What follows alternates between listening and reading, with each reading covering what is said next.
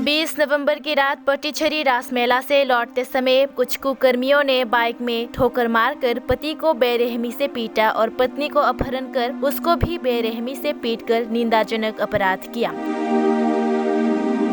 इसी के विरोध में दोषियों को जल्द से जल्द पकड़कर फांसी दिलाने की मांग करते हुए YTF के कार्यकर्ताओं ने खुमलंग में विरोध रैली का आयोजन किया।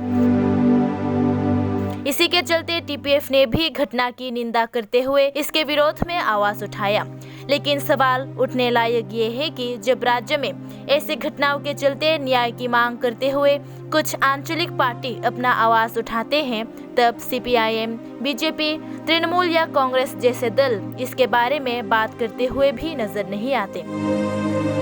हालांकि पार्टी के प्रचारों में मिलकर वे बाइक रैली, माइक के साथ, अच्छे वादों के साथ वे जोर जोर से प्रचार में निकलते हैं, मगर जहां न्याय के लिए इन सब की खास जरूरत है वहां वे मूक दर्शक बने हुए रहते हैं। क्या इन सभी घटनाओं के विरोध में आवाज उठाना सिर्फ आंचलिक पार्टियों ने जिम्मा उठा रखा है? क्या बड़े बड़े वादों से प्रचार कर रहे CPIM, BJP, तृणमूल या कांग्रेस सिर्फ इलेक्शन क्षेत्र के हित में ही काम करते हैं? सवाल उठता है कि ऐसे क्षेत्र में जब लोग पीड़ित होते हैं वे तब अपराध और अन्याय के विरोध में आवाज उठाते हुए नहीं दिखाई देते।